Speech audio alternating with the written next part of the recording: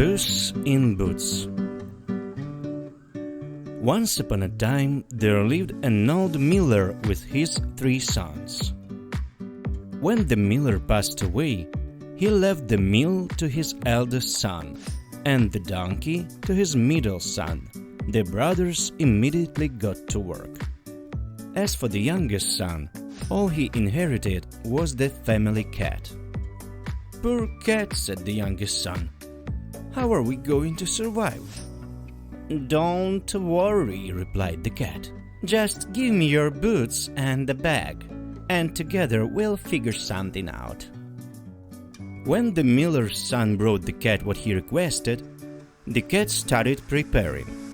He put on the boots, filled the bag with cabbage leaves, and left it in the field while he hid. Soon a hare came along who wanted to have a taste of the cabbage leaves.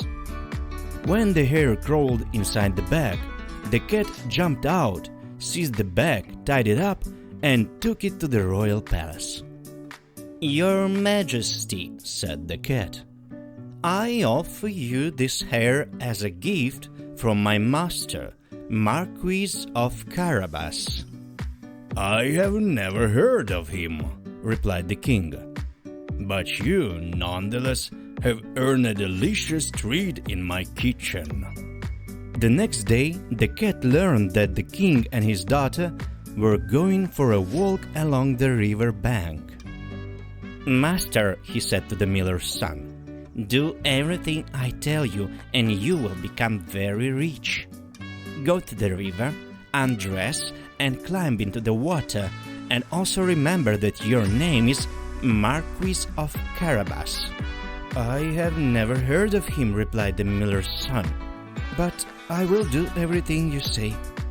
After a while, a carriage appeared on the road, in which the king and his daughter, the princess, were riding.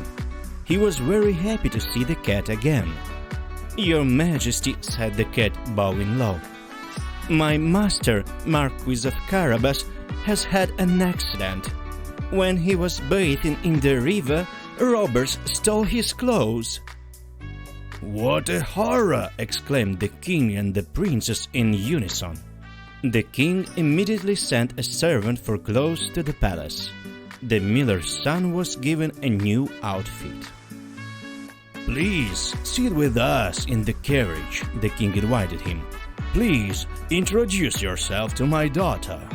The cat did not sit in the carriage, but quickly ran ahead. In the meadow near the road, peasants were mowing the grass. "The king will pass this road now," the cat shouted to them. "When he asks you who owns this land, say that it belongs to Marquis of Carabas." "We've never heard of him before," replied the peasants, "but we will do as you ask." Soon the carriage with the king, the princess, and the miller's son approached the peasants. "Tell me, dear," the king asked one of the peasants, "to whom does this land belong?" "It belongs to Marquis Carabas," one of the peasants answered without hesitation. The cat already knew that in reality the land belonged to the wicked man-eating giant who lived nearby in a castle. The cat ran to the castle and knocked on the gate. "Respected sir," the cat asked, "is it true what people say, that you are a great sorcerer and magician?" The giant laughed to boast of his skill. "Yes, it is true," he said.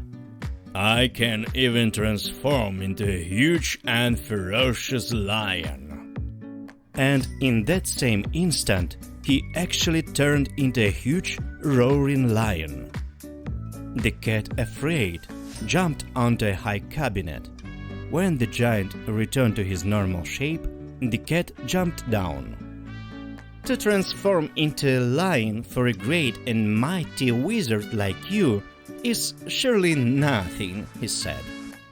"But can you transform into something very small, like a mouse, for example?" "Piece of cake," exclaimed the wizard. "Watch closely." This was exactly what the cat had hoped for. He grabbed the mouse and swallowed it. Now that there is no longer a wicked man-eating giant, the cat said to himself, "And this castle would make a nice home for my master, Marquis Carabas." The young man who owned the vast lands and magnificent castle made a great impression on the king. "He could become a suitable husband for my daughter," the king said. And so it came to be. The miller's son, the princess, and the cat lived happily ever after. And now all the people in the district knew Marquis Carabas well.